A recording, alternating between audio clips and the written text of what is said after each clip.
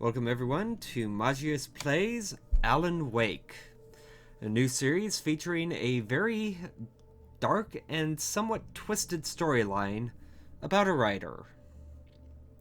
Let's make sure we have all of the options enabled.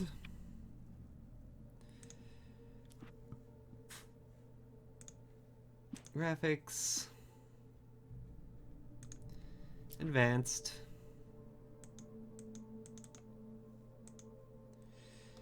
Yeah, these are all cranked up as good as they're going to get.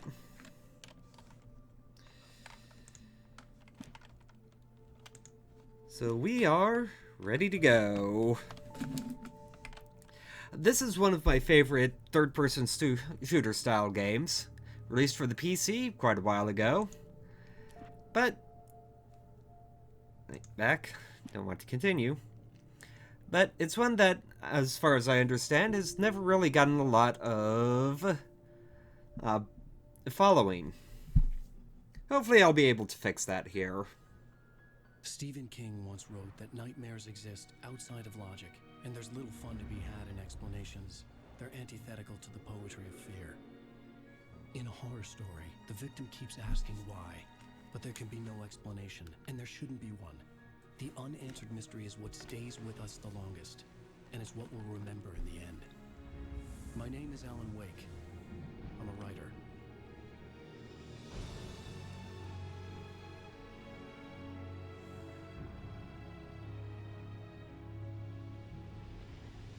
I've always had a vivid imagination, but this dream unsettled me.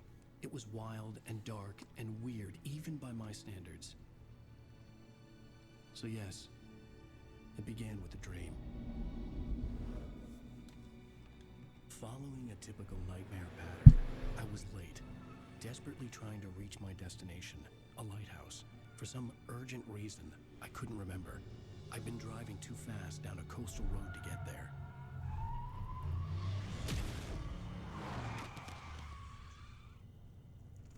I'd seen the hitchhiker too late.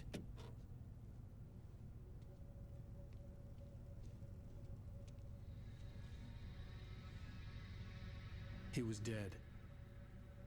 I was convinced they'd put me in jail and I would never see Alice again.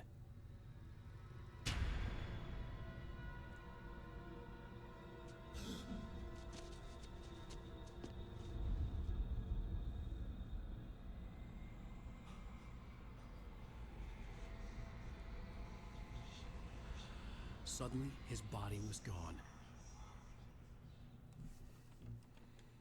I was in shock from the crash. I could hardly stay on my feet.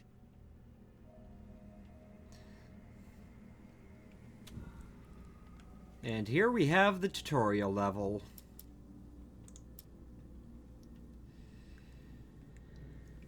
First things first, look around.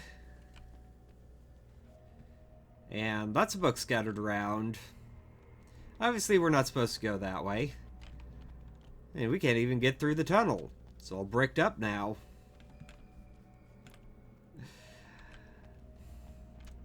So just run along this way. I had to go to the lighthouse. I knew there was something important waiting for me there. You have something of a stamina meter.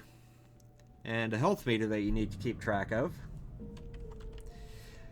In this game, the stamina is more special effects than anything else, but you still get winded pretty easily. Yeah, bridge is out. Only one way to go.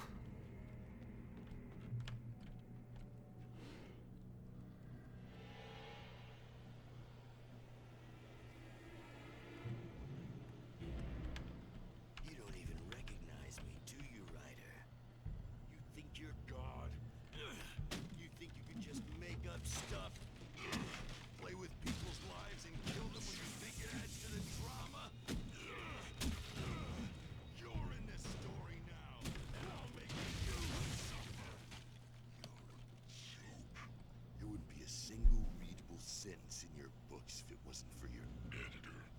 You'll never publish another one of your shitty stories, 'cause I'm gonna kill you. It's not like your stories are any good. Not like they have any autistic merit. You're a lousy rider.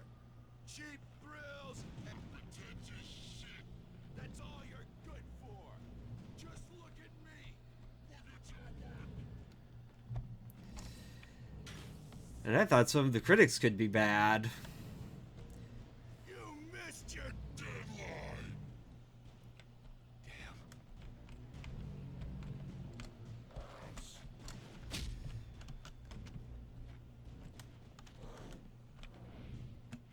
You can't stop me.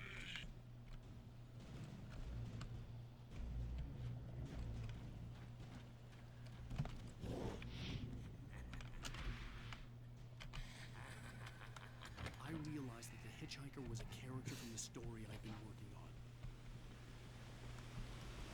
You have to make sure you have the controls down. To die by the hands of your oppression. And now we run.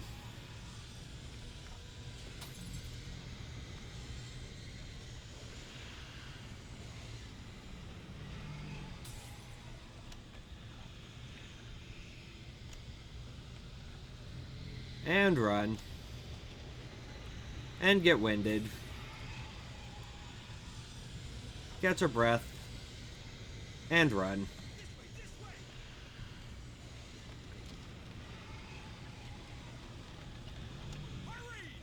And there's our editor.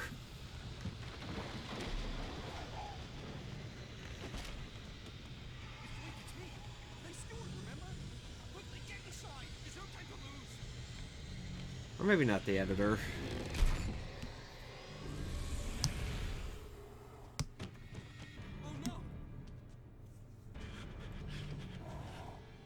Stop! No! Damn it, die! No! No! No!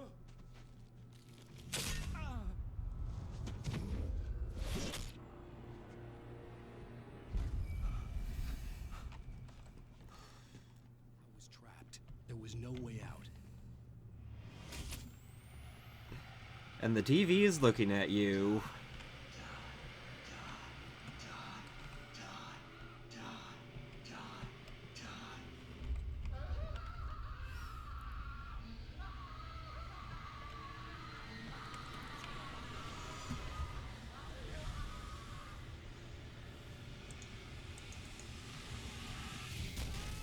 The cabin was a death trap. I had to get out. Kinda hard to do when the narrative says no.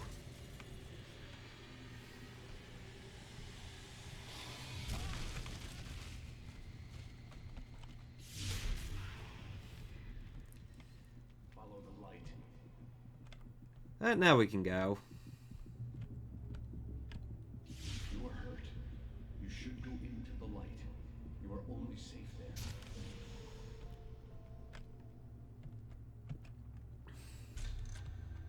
Well done. I have something important to tell you. It goes like this.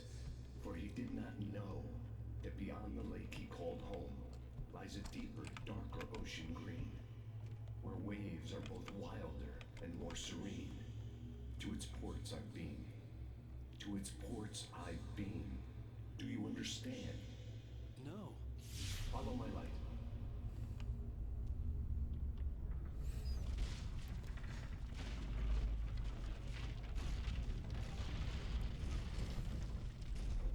I entered your dream to teach you.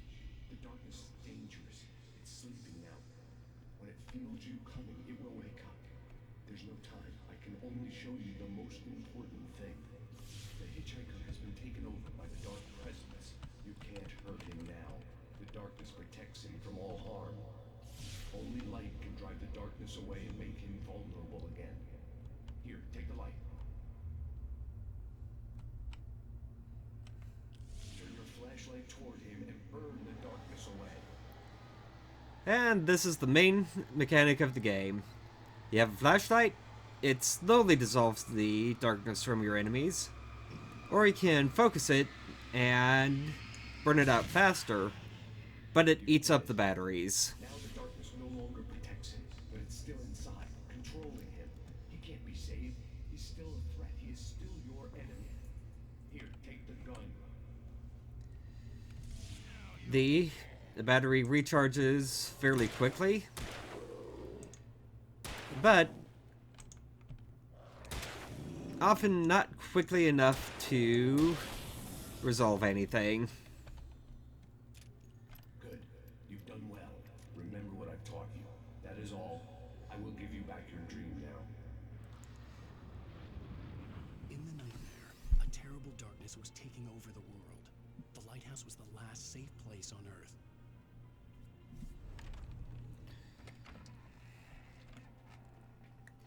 A light beam acts as your pointer.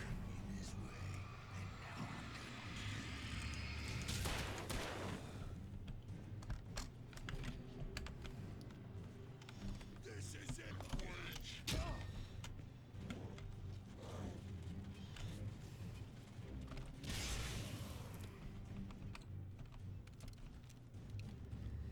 And here we have the flare gun.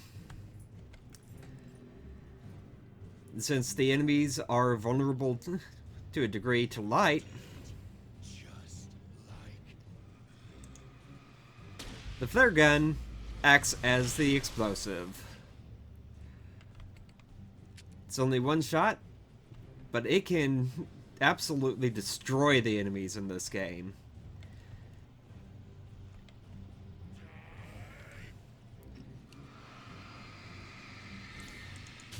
Generally, you don't need it, though.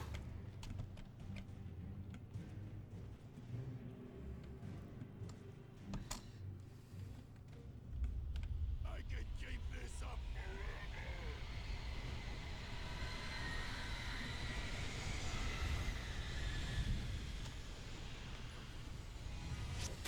But now we're running away from another tornado and trying to get to the lighthouse.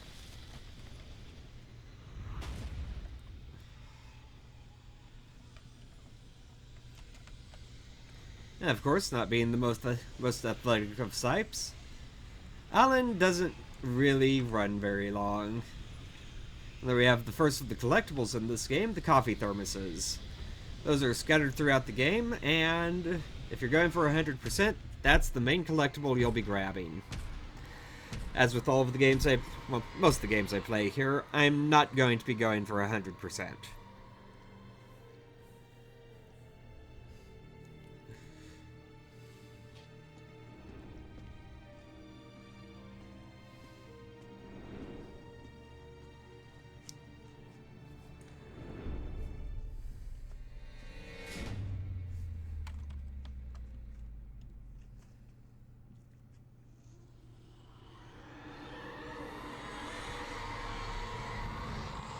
He's here. Alan, wake up. Shh, baby. Just another nightmare. Everything's fine. You dozed off. Right. Anything more than dozed off would be news for everyone. Cheer up, handsome. We're here.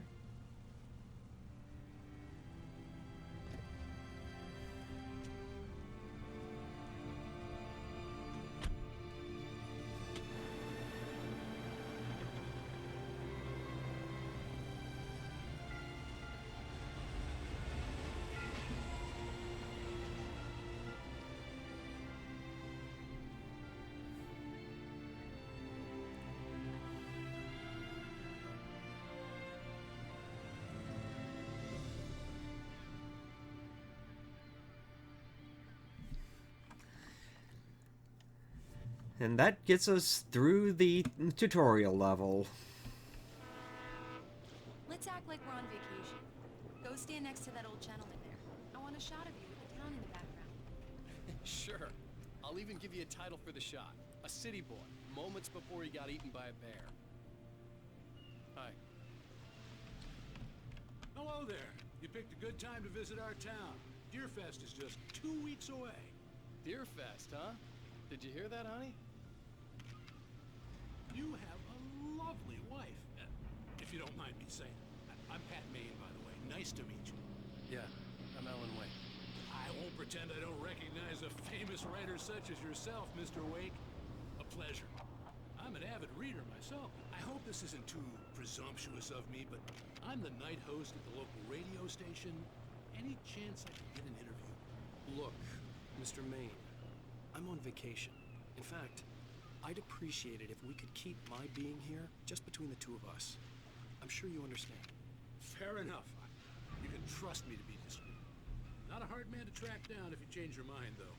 I hope you two have a lovely holiday. Very nice. I got a couple of really good ones. And I see you made a friend. That's cute. Right. Yeah? Hey, bestseller. How's my favorite writer? Are you there yet? Barry. Yeah, we just got here. Are the locals giving you trouble?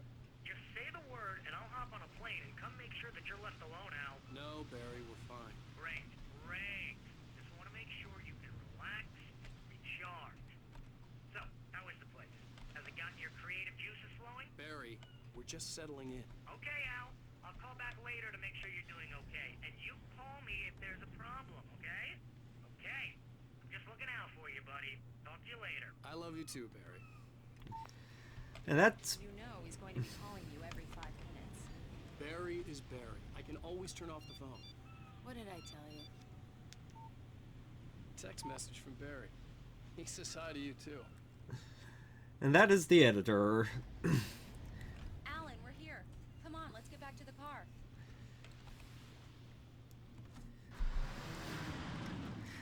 We need to stop at the local diner to get the cabin key from the landlord, a Mr. Carl Stuckey. He's waiting for us. I'll go fill her up while you get the key. I'll pick you up here in, say, 15 minutes? Sure. Sink your ride. Alan, thank you for coming here with me. I love you too. Go on. I'll promise to behave.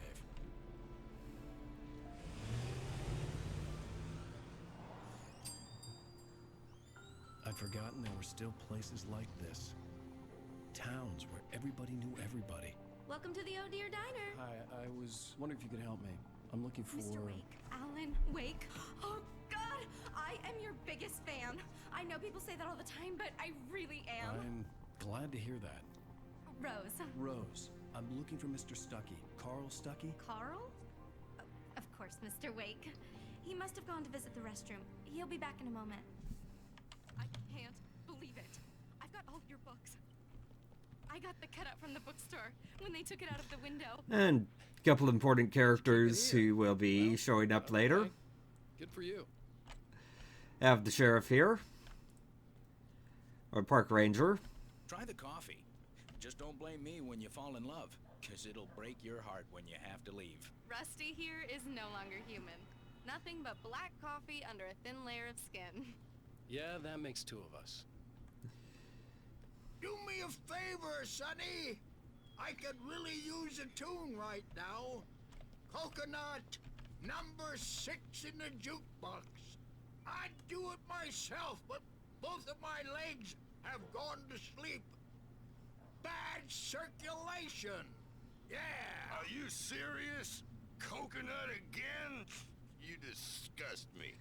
Call yourself a rocker. Unbelievable. Ha! Couple old rockers who don't really know what to do with their time. Coconut, drink them both up. Just because we're brothers, It don't does that. think I Get won't stuck. murder you Yeah, in your you sleep. need to give it a good solid whack. Yes, that's my favorite tune. Coconut. Shut your mouth, you demented has-been. If I had my hammer, I'd shut Now it that's for what you. I'm talking Jeez. about. Yes. This is it. I've died and gone to hell.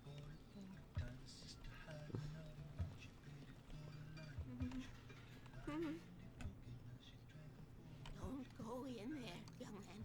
You can hurt yourself in the dark. I think I can handle it, ma'am. I didn't want to wait.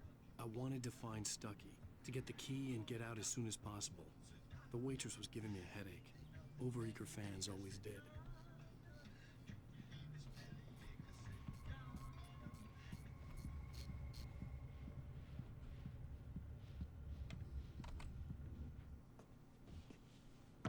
Hello? Mr. Stuckey? Carl couldn't make it. Unfortunately, he was taken ill. But I have the key for you and instructions on how to get to the lake. Okay. I wish you a good stay in my cabin. I'll come by later to check how you've settled in. And to meet your wife. I insist. Thanks. Yeah, that's not creepy at all. But we got what we came in here for. Cauldron Lake is a special place. Very inspiring. She is certainly not kidding about that. You got lucky this time, young man. You can hurt yourself in the dark. This really ought to be fixed. And then I must remind Sarah to change the lights at the station. It's been too long already. Yeah, she doesn't have any issues whatsoever. Even that sounds better than your singing. Are you alright? Splendid, splendid! Damn hernia. It swells up like a balloon if I lift anything heavier than a spoon. Yeah, splendid, splendid. It's been a long time, Tom. Good to see you. Hey, you wouldn't happen to have a bottle on you? The Andersons, they're, local musicians. We're waiting for Dr. Hartman to come pick them up. They wandered off from his clinic at the Cauldron Lake Lodge. And with that little bit of interaction, I think we're going to go ahead and call it a day here. Not a lot of action yet, but we're getting a brief introduction to the scene. As soon as Dr. Hartman gets here, Rose. Oh, but I'm not looking forward to the poison we have at the Park Cafe. Next time, we're going to go out to the cabin and get this story started. What coffee should taste like. For now, Rusty, that's so sweet. we're done. Swing by with the fresh cut So later until on. next time, everyone, Magius out.